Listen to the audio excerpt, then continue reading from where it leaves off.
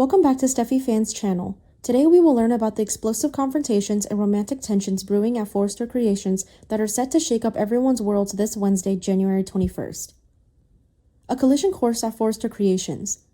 The upcoming episode promises fireworks when RJ Forrester and Will Spencer finally come face to face after years of being apart. These two young men, who once shared childhood memories and family gatherings, have grown into completely different people during their time away from each other. Their reunion won't be warm, nostalgic embrace you might expect between old acquaintances. Instead, tensions will run dangerously high as old rivalries resurface and new conflicts emerge in the most unexpected way. The stage for this dramatic encounter will set earlier when Will had an important conversation with Ridge Forrester about his position at the prestigious fashion house. Will's concerns were legitimate and understandable. His mother, Katie Logan, has just launched her own ambitious business venture, and he couldn't help but worry that his new development might create complications for his career at Forrester Creations. The fashion industry is notoriously competitive, and family politics can quickly turn professional relationships sour. However, Ridge, ever the supportive mentor, reassured Will with absolute certainty that his job was completely secure and that he had nothing to worry about regarding his employment status. Feeling somewhat relieved but still processing the conversation, Will decided to take a walk through the building to clear his head. He wandered down the elegant hallways of Forrester Creations, eventually making his way to the showroom where the latest designs are displayed in all their glory. What he discovered there, however, would completely change the trajectory of his afternoon and ignite a confrontation that had been brewing beneath the surface. The Elektra factor. As Will approached the showroom, he could hear voices engaged in animated conversation. What he overheard made his blood run cold. RJ Forrester was talking to none other than Elektra Forrester, and he wasn't just making casual small talk. RJ was actively bad-mouthing Will, discussing him in unflattering terms, while clearly trying to impress the beautiful young woman standing before him. The situation becomes even more complex when you consider the recent history between these three individuals. RJ and Elektra had their first meeting just last week, and the chemistry between them was undeniable and instantaneous. There was an electric spark, a magnetic pull that neither could ignore. RJ has been completely smitten ever since that initial encounter, finding himself thinking about Elektra constantly and looking for opportunities to spend time with her. However, Elektra made her position crystal clear during their conversation on Monday. She looked RJ directly in the eyes and told him, in no uncertain terms, that she and Will are deeply in love. Her words were firm but kind, meant to establish boundaries while not completely destroying RJ's pride. She wanted him to understand that while she enjoyed his company and appreciated his interest, her heart belonged to someone else entirely. But RJ, whether out of stubborn optimism or genuine disbelief, hasn't given up hope. He continues to pursue conversations with Elektra, apparently convinced that he can somehow change her mind or prove himself worthy of her affection.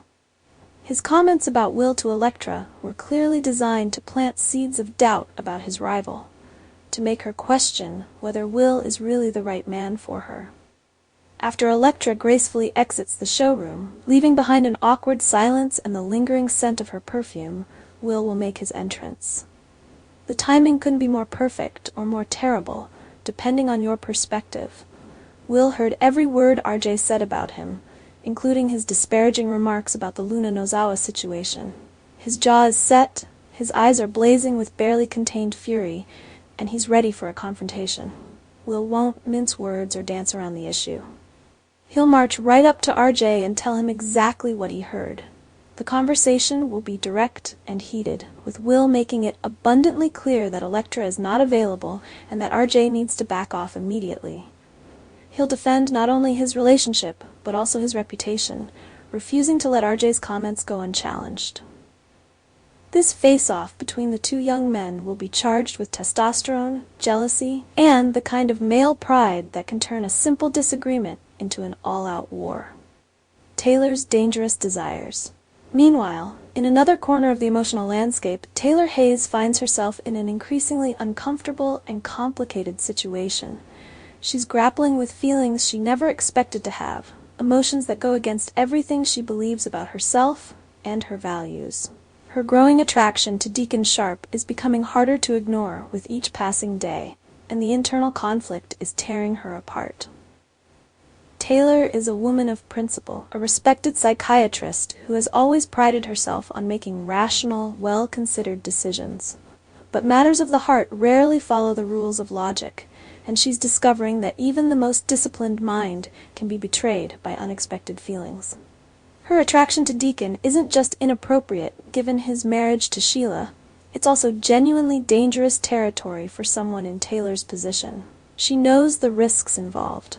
She understands that pursuing these feelings would not only hurt innocent people, but could also destroy her own carefully constructed life. The knowledge that what she's feeling is wrong doesn't make the feelings disappear, however. If anything, the forbidden nature of her attraction might be making it even more intense, more difficult to suppress. Just when Taylor thinks she might be getting a handle on her complicated emotions, Steffi Forrester will step in with another warning about Deacon. Steffi, ever protective of her mother and keenly aware of potential threats to her well-being, won't hold back. She'll remind Taylor once again about why getting involved with Deacon would be a catastrophic mistake. Taylor's reaction to Steffi's intervention won't be grateful acceptance of well-meaning advice. Instead, she'll feel frustrated and somewhat defensive. She doesn't need her daughter to tell her what she already knows. She doesn't appreciate being treated like someone who can't handle her own feelings or make her own decisions. The conversation will be tense, with Taylor struggling to maintain her composure while dealing with both her inappropriate attraction and her daughter's unwanted guidance. Hope's mission. Finally, Hope Logan will decide that she needs to take action regarding the complicated situation developing between her father and Taylor. She can see what's happening, she understands the potential for disaster, and she feels compelled to intervene before things spiral completely out of control. Hope's approach to the apartment she shares with Deacon will be marked by visible tension. Her shoulders are tight, her expression is serious, and she's clearly rehearsed what she wants to say. This isn't going to be an easy conversation, and she knows it.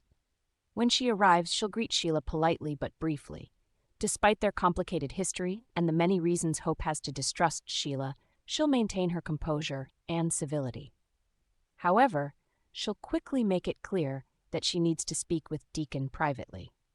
This is a father-daughter conversation, not something for public consumption or Sheila's ears. Once they're alone, Hope will get straight to the point.